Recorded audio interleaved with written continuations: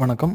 இது தமிழ் டெக் குருஜி. நண்பர்களே, இந்த டியூட்டோரியல்ஸை என்ன பார்க்க போகிறோன்னா, உங்களோட எஸ்பிஐ அக்கௌண்ட் புதியதாக நீங்கள் எஸ்பிஐ அக்கௌண்ட் ஓப்பன் பண்ணுறவங்களா இருந்தாச்சுன்னா, நீங்கள் ஆன்லைன்லேயே ஃபார்மை ஃபில்அப் பண்ணிக்கலாம். அது எப்படிங்கிறத பார்க்க போகிறோம்.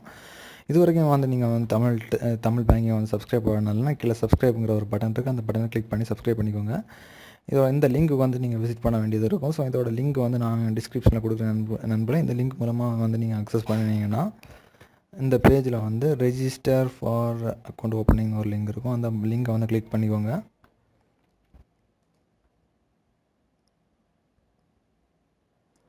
கிளிக் பண்ணதுமே இங்கே நிறைய ஃபார்ம்ஸ் கொடுத்துருக்காங்க. ஃபஸ்ட் உங்களோட ஸ்டேட்டை சூஸ் பண்ணணும். அதுக்கப்புறம் பிரான்ச், அப்புறம் அக்கௌண்ட் டைப்பு. இப்போ பார்த்தீங்கன்னா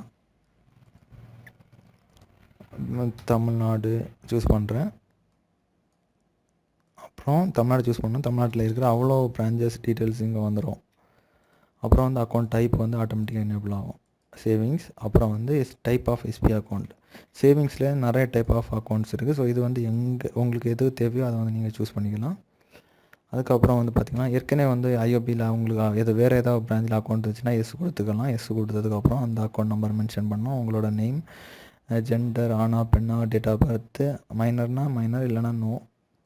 அப்புறம் ஆப்ரேஷன் எதுக்காக அக்கௌண்ட் ஓப்பன் பண்ணுறீங்க. சேவிங்ஸ், பொதுவாக எல்லாருமே சேவிங்ஸ் தான் கொடுப்பாங்க. அப்புறம் ஸ்டேட், டிஸ்ட்ரிக்ட், டவுன், அப்புறம் உங்களோட அட்ரஸ், அப்புறம் எல்லா பேன் அட்ரஸ் எல்லாமே கொடுத்ததுக்கப்புறம் ஒரு நாமினி கண்டிப்பாக நீங்கள் ரெஜிஸ்டர் பண்ணி ஆகணும். நாமினி இங்கே கொடுத்துருப்பாங்க பாட்டத்தில்.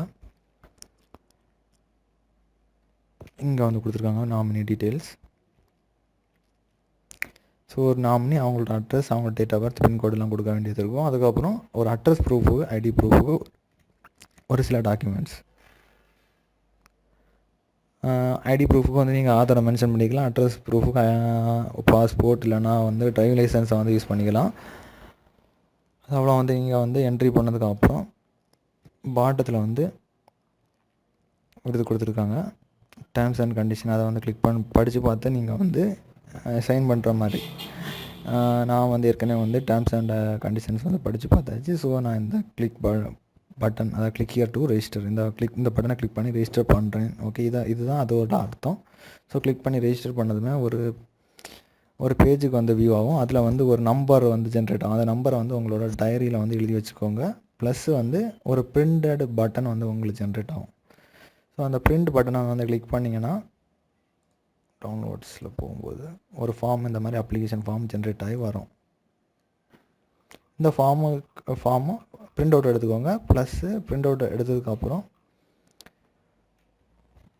என்ன பண்ணுறீங்கன்னா, சிக்னேச்சர் ஆஃப் த அப்ளிகண்ட் இதில் ஒரு சைன் பண்ணிக்கோங்க. சைன் பண்ணதுக்கப்புறம் அதாவது ஐடி ப்ரூஃபுக்கு ஆதார் வச்சுருக்கீங்க. ஸோ அதோட செராக்ஸ், அப்புறம் அட்ரஸ் ப்ரூஃபுக்கு ஏதோ அந்த செராக்ஸ், அதனோட செராக்ஸ் எடுத்து வச்சுக்கோங்க. ப்ளஸ் ஒரு 3 ஃபோட்டோ கையில் வச்சுக்கோங்க.